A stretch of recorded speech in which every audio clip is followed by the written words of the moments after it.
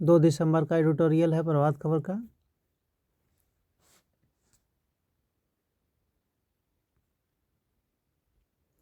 Hacking के बढ़ते खतरे।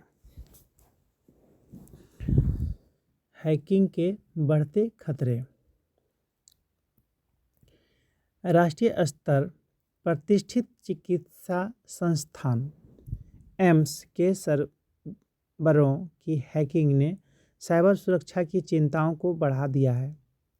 हैकरों ने करीब 4 करोड़ मरीजों के संवेदनशील डाटा में सेंधमारी तो की ही है। संस्थान में रोगियों के जांच और उपचार भी बाधित है। वैश्विक स्तर पर हैकिंग एक संगठित अपराध बन चुका है और इसके कई अंतर्राष्ट्रीय नेटवर्क सक्रिय हैं। रिपोर्टों की माने तो एजेंसियों को ऐसे सूत्र मिले हैं जिनसे संकेत मिलता है कि एम्स की हैकिंग के तार एक पड़ोसी देश से जुड़े हो सकते हैं। हालांकि सही तस्वीर तो जांच पूरी होने के बाद ही सामने आ सकेगी। लेकिन हाल के समय में बैंकिंग धोखाधड़ी और फर्जीवाड़े के अनेक मामलों में यह पता चला है कि इनमें सरगना चीन, म्यांमार, थाईलैंड आदि देशों से हो सकते हैं। अपराधी हैकरों का मनोबल किस हद तक बढ़ा हुआ है, इसका अनुभव इस बात से लगाया जा सकता है कि एम्स के हैकरों ने क्रिप्टो करेंसी में 200 करोड़ रुपए की फिरौती की मांग की है। हाल में यह खबर भी सुर्खियों में थी कि दुनिया भर के 50 करोड़ व्हाट्सएप यूजरों का डाटा इंटरनेट पर बिक्री के लिए उपलब्ध है। इसमें भारतीय यूजरों की भी बड़ी संख्या होने की आशंका है। उल्लेखनीय है कि भारत उन कुछ देशों में है जहां सबसे अधिक साइबर हमले होते हैं। हमारे देश में डिजिटल तकनीक का विस्तार बहुत तेज़ी से हो रहा है और तमाम सेवाओं एवं सुविधाओं को कंप्यूटर व इंटरनेट से जोड़ा जा रहा है। ऐसे में हमें साइबर सुरक्षा के लिए हर संभव प्रयास करने की आवश्यकता है। एम्स के सर्वरों के डाटा को बचाने तथा उनके डिजिटल साफ सफाई की प्रक्रिया चल रही है। हैकिंग और साइबर धोखाधड़ी जैसे अपराध न केवल आतंकवादी गतिविधियों से संबंध होने लगे हैं, बल्कि अनेक देश इन पैंतरों से अपने भू राजनीतिक एवं सामरिक हित साधने की कोशिश भी करने लगे हैं। आधुनिक युद्ध रणनीति में डिजिटल इंफ्रास्ट्रक्चर को निशाना बनाना एक अहम हिस्सा बन चुका है। एम्स की घटना भविष्य की सुरक्षा व्यवस्था को पुख्ता करने में मददगार हो सकती है। इसमें हैकरों ने केवल मुख्य सर्वरों को ही निशाना नहीं बनाया है, बल्कि दिल्ली के अन्य एम्स केंद्रों के कंप्यूटर सिस्टम में भी सेंधमारी की है।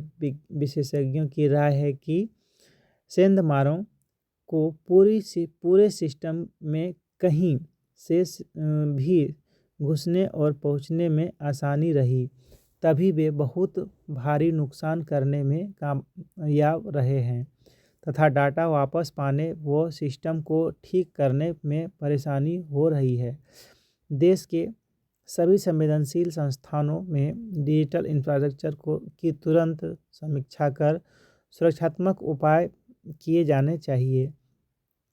ऐसे अपराधों की रोकथाम के लिए अंतर्राष्ट्रीय सहयोग भी बढ़ाया जाना चाहिए।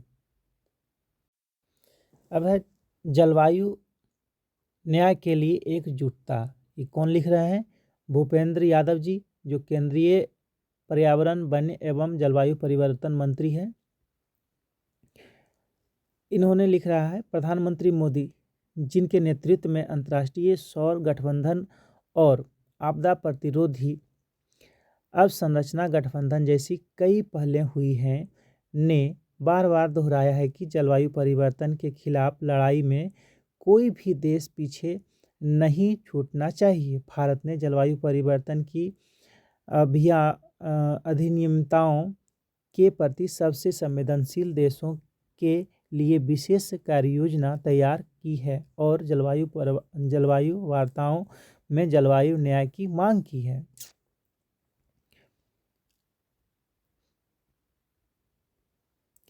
कुछ दिन पहले पक्षों का 27वां सम्मेलन COP27 संपन्न समाप्त हुआ तथा कई चुनौतियों और विचारों में भिन्नता के बावजूद सदस्य देशों ने जटिल मुद्दों के समाधान के प्रयास किए। COP27 को कार्यान्वयन के लिए COP का ब्रांड नाम देने के साथ महत्वपूर्ण निर्णय लिए गए, जिनमें प्रमुख हैं हानि और क्षति, वित्त पोषण पर समझौता, अनुकूलन और शमन कार्यक्रम को प्रोत्साहित करना जो उत्सर्जन में कमी करता है और प्रभावी कार्यान्वयन को गति प्रदान करता है, तथा जो वैश्विक तापमान वृद्धि को पूर्व औद्योगिक राष्ट्रों से 1.5 डिग्री सेल्सियस ऊपर तक सीमित रखने में का महत्वाकांक्षी पेरिस समझौते के लक्ष्य की ओर आगे बढ़ने के लिए वैश्विक समुदाय को प्रेरित करता है। भारत की दृष्टि से COP27 के परिणाम अहम रहे हैं, क्योंकि एक देश के रूप में भारत के या विकासशील देशों की सूची सामूहिक आवाज़ के रूप में भारत द्वारा प्रस्तावित चिंताओं, विचारों और सुझावों को उचित महत्व दिया गया है। शर्म अल शेख कार्यान्वयन योजना मानती है कि ग्लोबल वार्मिंग को 1.5 डिग्री सेल्सियस तक सीमित करने के लिए 2019 की तुलना में 2030 तक वैश्विक ग्रीन हाउस गैस उत्सर्जन में 43% की निरंतर कमी करने की आवश्यकता है। योजना यह भी स्वीकार करती है कि विभिन्न राष्ट्रीय परिस्थितियों के आलोक में एवं सतत विकास और गरीबी उन्मूलन के प्रयासों के संदर्भ में सामान्य पर पृथक जिम्मेदारियों और संबंधित क्षमताओं CBDRC को दर्शाते हुए न्यायपूर्ण और सर्वोत्तम उपलब्ध वैज्ञानिक ज्ञान के आधार पर इस महत्वपूर्ण दशक में त्वरित कार्रवाई की आवश्यकता है। भारत CBDRC दृष्टिकोण अपनाने का मुखर समर्थक रहा है, ताकि जलवायु परिवर्तन की अनिश्चितताओं से पृथ्वी को बचाने की इस संयुक्त लड़ाई में हम ऐतिहासिक प्रदूषण फैलाने वाले देशों और तकनीकी व वित्तीय अंतर के प्रति सचेत रहे तथा हरित विश्व निर्माण के लिए विकासशील देशों को शामिल करने की आवश्यकता सुनिश्चित हो सके। कार्यान्वयन योजना ने पार्टियों से आग्रह किया, जिन्होंने अब तक नए या अद्यतन राष्ट्रीय स्तर पर निर्धारित योगदान की जानकारी नहीं दी है, वे जल्द इसे पूरा करें। भारत न केवल उन 29 देशों में शामिल हैं जिन्होंने COP26 के बाद अपने बढ़ते हुए NDC प्रस्तुत किए हैं, बल्कि उन 60 से कम देशों की उस सूची में भी मौजूद हैं जिन्होंने ग्लासगो में अपनी शुद्ध शून्य घोषणा के एक वर्ष के भीतर अपनी दीर्घकालिक कम उत्सर्जन विकास रणनीतियाँ प्रस्तुत की हैं। ये कदम नरेंद्र मोदी सरकार की प्रतिबद्धता को दर्शाते हैं।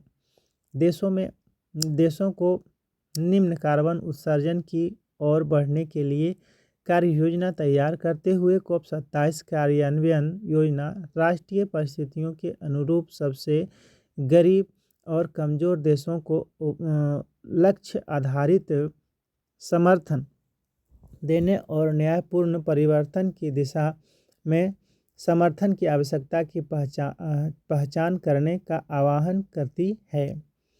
भारत ने यह रेखांकित किया है कि अधिकतर विकासशील देशों के लिए न्यायपूर्ण बदलाव की तुलना सिर्फ कार्बनीकरण को कम करने से नहीं की जा सकती है, लेकिन कम कार्बन उत्सर्जन के साथ विकासशील देशों को अपनी पसंद के ऊर्जा मिश्रण तथा SDG हासिल करने में स्वतंत्रता की आवश्यकता है। COP27 योजना ने गंभीर चिंता के साथ जलवायु परिवर्तन के प्रतिकूल प्रभाव से मुकाबले के लिए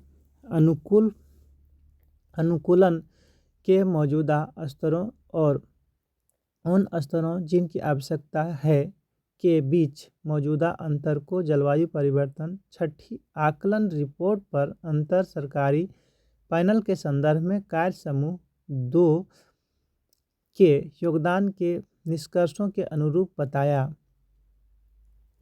इसने पार्टियों से क्षमता बढ़ाने, सहनीयता को मजबूत करने और जलवायु परिवर्तन के प्रति खतरे को कम करने के लिए एक परिवर्तनकारी दृष्टिकोण अपनाने का आग्रह किया।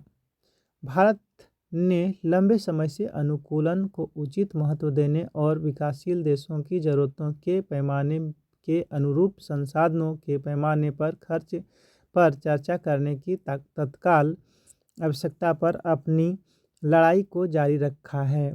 यह योजना जोर देती है कि उचित और न्यायसंगत बदलाव के उपायों में ऊर्जा, सामाजिक आर्थिक कार्यबल और अन्य आयाम शामिल हैं, जिनमें से सामाजिक सुरक्षा समेत सभी को राष्ट्रीय स्तर पर परिभाषित विकास प्राथमिकताओं पर आधारित होना चाहिए, ताकि परिवर्तन से जुड़े संभावित प्रभावों को कम किया जा सके। इसमें सामाजिक एकजुटता तथा लागू उपायों के प्रभावों को कम करने से संबंधित उपकरणों की महत्वपूर्ण भूमिका पर भी प्रकाश डाला गया है। योजना ने सार्थक समन कार्रवाई और कार्यान्वयन पर पारदर्शिता के संदर्भ में विकसित देशों का 2020 तक प्रतिबद्ध संयुक्त रूप से 100 अरब अमेरिकी डॉलर जुटाने का लक्ष्य पूरा नहीं होने पर चिंता व्यक्त की।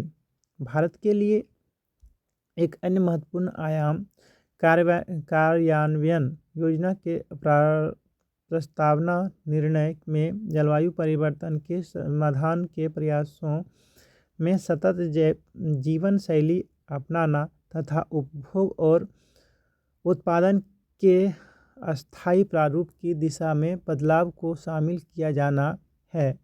यह कदम मिशन लाइफ के अनुरूप है, जो संयुक्त राष्ट्र महासचिव एंटोनियो गुटेरेस के साथ प्रधानमंत्री नरेंद्र मोदी द्वारा 20 अक्टूबर को शुरू की गई पर्यावरण के लिए जीवन शैली को बढ़ावा देता है। COP27 पेरिस समझौते के तहत जलवायु वित्त पर सामूहिक मात्रात्मक लक्ष्य की ओर बढ़ने के लिए भी मंच तैयार करता है। इसने सामूहिक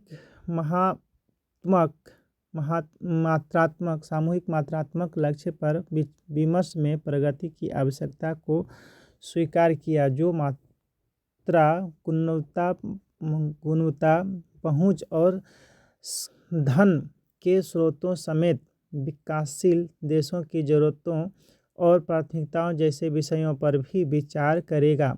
कार्यान्वयन योजना दस्तावेज जलवायु न्याय पर केंद्रित है, जो विकासशील देशों की चिंताओं का समाधान करता है। प्रधानमंत्री मोदी जिनके नेतृत्व में अंतर्राष्ट्रीय सौर गठबंधन और आपदा प्रतिरोधी अवसंरचना गठबंधन जैसी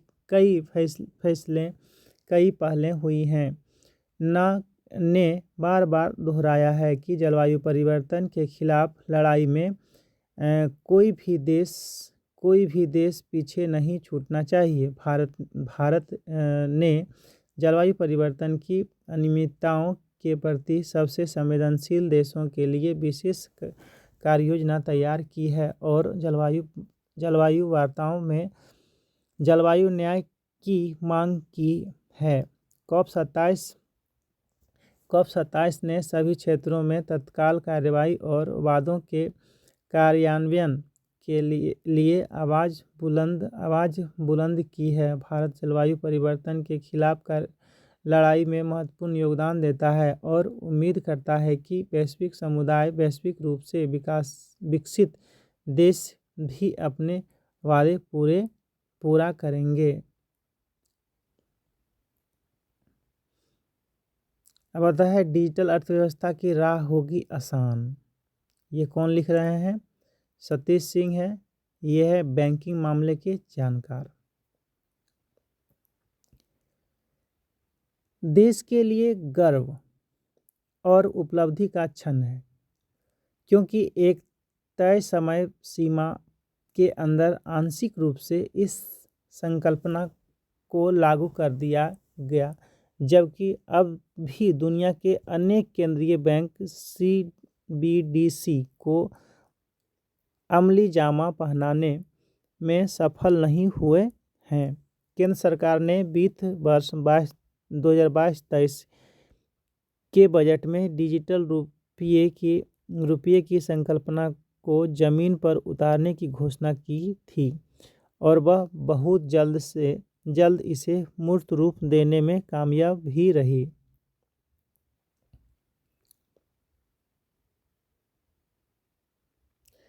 भारतीय रिजर्व बैंक ने 1 दिसंबर से सेंट्रल बैंक डिजिटल करेंसी यानी CBDC का लेन देन खुदरा क्षेत्र में करने के लिए पायलट प्रोजेक्ट शुरू कर दिया।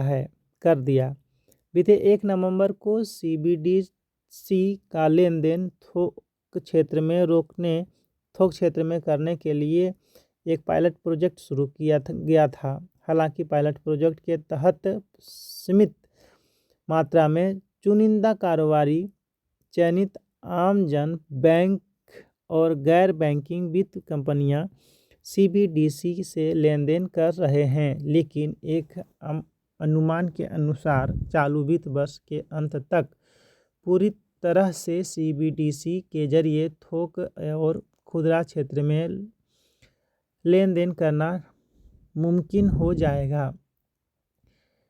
अभी ऐसा खुदरा क्षेत्र में मुंबई, दिल्ली, बेंगलुरु और भुवनेश्वर में किया जा रहा है, जिससे मुमकिन बनाने में भारतीय state bank, ICICI bank, yes bank और IDFC फर्स्ट बैंक मदद कर रहे हैं। कालांतर में 4 और bank, union bank of India, HDFC bank, bank of Baroda और कोटक महिंद्रा इस प्रोजेक्ट से जुड़ेंगे। थोक स्तर पर CBDC के लेन देन के लिए रिजर्व बैंक ने 10 बैंकों का चुनाव किया था। जनवरी 2023 तक पटना, लखनऊ, कोच्चि, इंदौर, हैदराबाद, गुवाहाटी, गंगटोक और अहमदाबाद आदि शहरों में भी CBDC का लेन देन खुदरा क्षेत्र में किया जाने लगेगा। यूजर डिजिटल वॉलेट या मोबाइल डिवाइस में CBDC को संग्रहित कर सकेंगे और डिजिटल वॉलेट या मोबाइल के जरिए यूजर किसी व्यक्ति या फिर कारोबारी के साथ लेन देन कर सकेंगे। अगर किसी कॉरपोरेट या सरकारी एजेंसी को किसी खास व्यक्ति को CBDC देना है तो उसे सरकारी या निजी बैंक से संपर्क करना होगा, क्योंकि इसके वितरण की जिम्मेवारी बैंकों को दी गई है। सीबीडीसी को एक user mobile, laptop, desktop, tab के जरिए दूसरे यूजर को अंतरित कर सकता है और बैंकों के जरिए भी।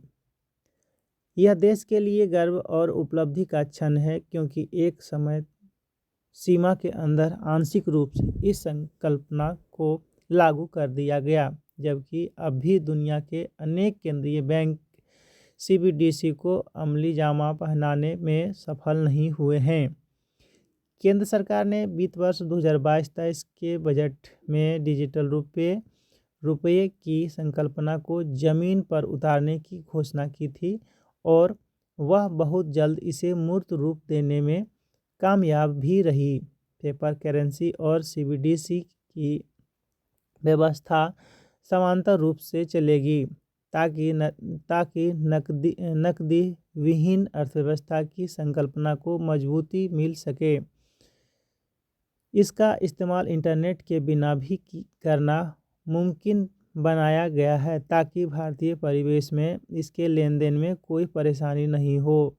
इसे यूनिफाइड पेमेंट इंटरफेस यानी यूपीआई से भी जोड़ने का प्रस्ताव है। चूँकि सीबीडीसी की भुगतान प्रक्रिया का स्वरूप इलेक्ट्रॉनिक है, इसलिए इसके आने से नकली करेंसी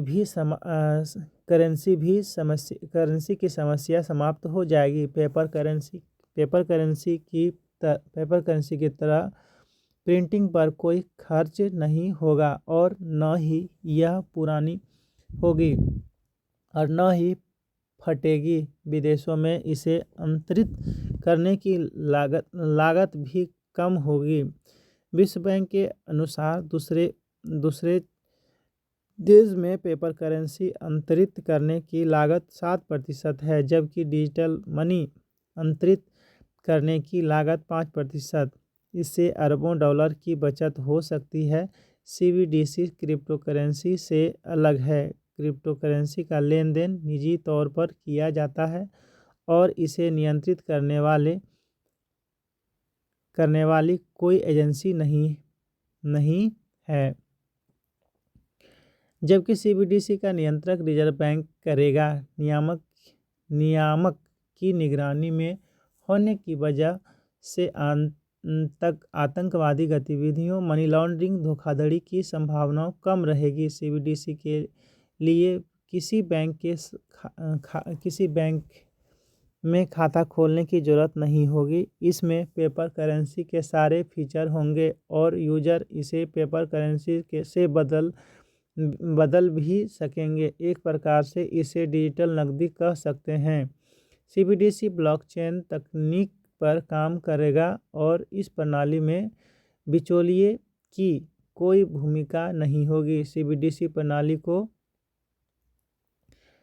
अमली जामा पहनाने में बैंकों की सबसे महत्वपूर्ण भूमिका होगी, पर इससे बैंकों पर और भी कार्यभार बढ़ेगा। हालांकि बैंक के कर्मचारियों की संख्या में फिलहाल इजाफा करने का कोई प्रस्ताव नहीं है, जिससे बैंकों को इसे नई प्रणाली को सुचारू रूप से संचालित करने में मुश्किलों का सामना करना पड़ सकता है। भारत में वित्तीय साक्षरता की स्थिति अब भी संतोषजनक नहीं है।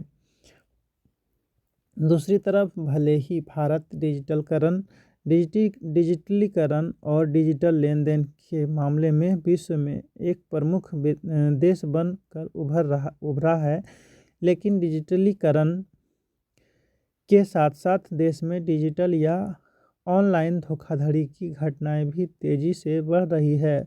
देश में अगर कोई डिजिटल धोखाधड़ी का शिकार होता है तो बहुत कम मामलों में धोखाधड़ी की राशि की वसूली हो पाती है। इसलिए सबसे महत्वपूर्ण है कि सीबीडीसी या अन्य डिजिटल सुविधाओं को लागू करने के साथ साथ वित्तीय साक्षरता के अभियान को मुहिम की तरह पूरे देश में लगातार चलाया जाए। दुर्घटना से बचने का सबसे आसान तरीका सावधानी बरतना ही है।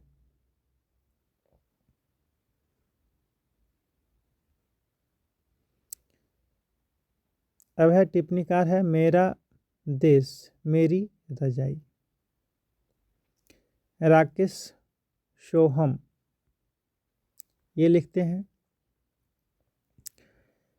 वे एक पतला सा कंबल ओढ़े हुए हैं।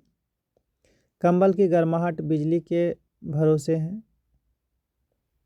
बिस्तर के बाजू में पंखे के रेगुलेटर जैसा बटन है। जितनी गर्मी चाहिए घुमा दो।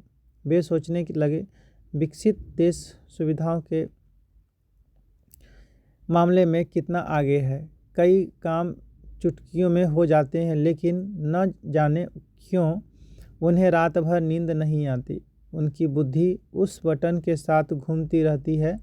यहाँ कितनी तेज ठंड होती है। कहने को वातानुकूलित कमरे हैं, पर ठंड उन्हें ढूंढ ही लेती है। इन कमलों में अपने देश की रजाइयों जैसी गर्माहट कहाँ होती है। पिछला वीकेंड मिशन ए कंबल खरीदारी बन गया था। गूगल सर्च के सहारे इस कंबल की खोज हुई कि कहाँ मिलेगा। फिर गूगल मैप के मार्गदर्शन में कार दौड़ते हुए एक अचानक शोरूम पहुँचे, तब जाकर यह कंबल मिला। वह करवट लेकर सोने लगते हैं। पिछले बरस उनके देश में खूब बारिश हुई थी। आस पड़ोस में चर्चा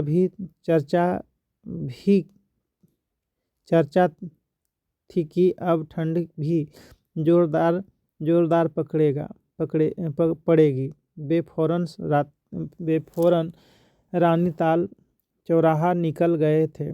वहाँ हफीज रजाई वाले की दुकान है। वह रजाइयाँ बनाने में एक्सपर्ट है। उनकी दुकान ढूंढना बहुत आसान है, क्योंकि वह दुकान के बाहर गुनगुनी धूप में बैठकर रजाइयाँ बनाता है।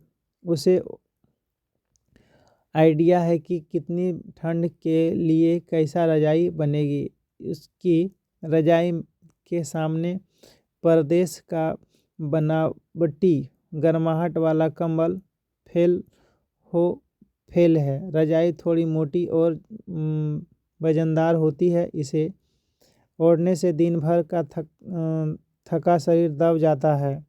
इसे गर्म भी नहीं करना पड़ता है। शरीर की गर्मी से स्वतः गर्म हो जाती है, बस उतनी गर्म जितनी उसमें सोने वाले को होनी चाहिए। इन रजाइयों में सुकून भरी गर्माहट होती है। दिन चढ़े भोर तक इनसे बाहर निकलने का मन नहीं होता। रजाई में दुबके हुए अदरक वाली गर्मा गर्म चाय मिल जाए तो क्या बात है। सुखड़ते हुए चाय पीने का आनंद ही अनोखा होता है। यहाँ की बनावटी गर्मी वाले कंबल तो छोड़ो, अपने देश जैसी गर्माहट भी प्रदेश में कहाँ होती है। यहाँ कोई किसी को नहीं पहचानता। सब और शांत और ठंडा ठंडा सा रहता है। ना पंछियों की चहचहाट, ना बच्चों का शोर, ना आस पड़ोस की गर्मजोशी, न जीवन का संगीत, न रिश्तों की तपिश। कब सुबह हुई, कब दिन गर्म हुआ, पता ही नहीं चला। बंद कमरों में सूरज उठाने नहीं आता। लगता है वह स्वयं ठंड के कारण दुबका बैठा रहता है। करवट बदलते हुए सोचने लगे, शायद सुबह हो गई है। उन्होंने कंबल को गर्माहट पहुंचाने वाली बटन को पूरा उल्टा घुमा दिया और बाहर निकल कर आए। चाय चढ़ा दी, लेकिन अदरक नहीं है। अपने देश में होते तो पड़ोसी से मांग लेते। अदरक देते हुए भाभी जी कहती हैं, भाई साहब अब अदरक वाली चाय बन गई है, पीकर जाना।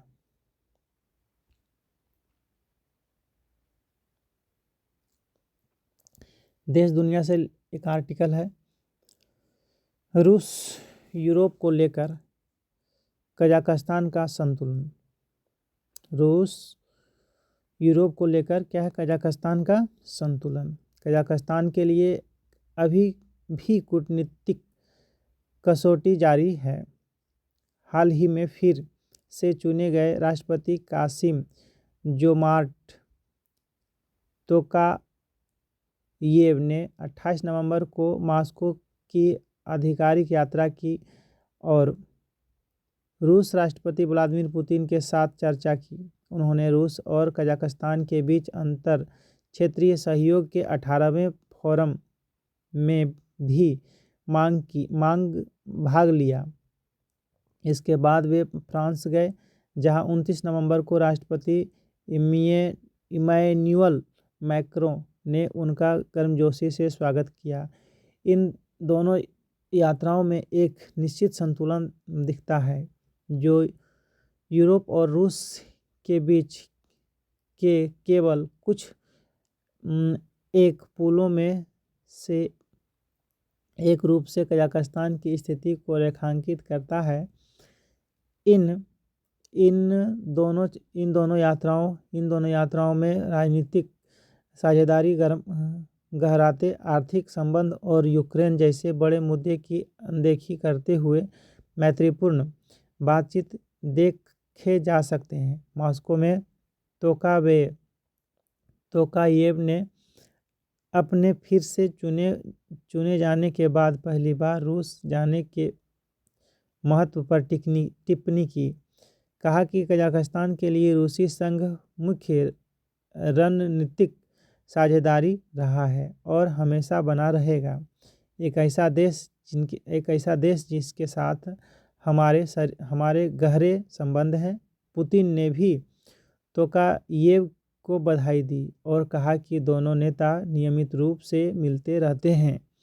यह भी कहा कि दोनों हमेशा अपनी मुलाकात का उपयोग वर्तमान मसलों पर चर्चा करने के लिए करते हैं। पुतिन और तोकायेव ने दोनों देशों के कूटनीतिक संबंधों को चिन्हित करते हुए एक घोषणापत्र पर हस्ताक्षर भी किया।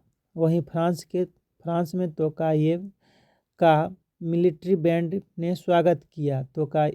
तोकायेव से मुलाकात के दौरान मैक्रों ने भी कजाकिस्तान को फ्रांस का राजनीतिक साझेदार बताया। तोकायेव ने मैक्रों को कजाकिस्तान आने का निमंत्रण भी दिया। कजाकिस्तान रूस से भी अपने संबंध नहीं तोड़ सकता। ऐसा करना उसके लिए राजनीतिक के साथ आर्थिक आपदा भी होगी। ये कौन लिखते हैं? कैथरीन पज। अब है पलायन रोकने की जरूरत। ये कौन लिख रहे हैं? हिमांशु शेखर गया से। भारत गांव का देश है, पर शहर की चकाचौंध एवं रोजगार के अवसर लोगों को इसकी तरफ आकर्षित करते हैं। इसलिए ग्रामीण क्षेत्रों से शहरों की ओर लगातार पलायन हो रहा है। इससे शहरों पर बोझ बढ़ रहा है, जो उनके मूलभूत ढांचे के लिए चुनौती बन चुका है। इस कारण यहाँ आवास, जल जमाव, गंदगी और प्रदूषण की समस्या दिनों दिन बढ़ती जा रही है। बढ़ते प्रदूषण से लोगों की सेहत प्रभावित हो रही है। अब समय आ गया है कि ग्रामीण क्षेत्रों से पलायन रोकने की दिशा में कारगर कदम उठाया जाए। अब आता है फल, सब्जी, अनाज का महत्व। ये लिखते हैं राकेश कुमार चौहान जालंधर से। हमारे देश प्राकृतिक संपदा से परिपूर्ण है। यहाँ की जलवायु भी खेती किसानी के अनुकूल है। इस कारण हमारे यहाँ अनेक तरह की सब्जियाँ, फल, मसाले आदि उपजाए जाते हैं। यदि हम इनका सही तरीके से इस्तेमाल करें तो हमारे स्वास्थ्य को दुरुस्त रखने में महत्वपूर्ण भूमिका निभा सकते हैं। देश में मोटे अनाज की भी अनेक किस्से मौजूद हैं और वे भी स्वास्थ्य के लिए बहुत लाभकारी होते हैं। ज्वार, बाजरा, कुटकी, कंगनी, मक्का, रागी को यदि हम अपने आहार में शामिल करें तो बहुत सी बीमारियों से बच सकते हैं। इसी के साथ 2 दिसंबर का एडिटोरियल प्रभात खबर का समाप्त होता है।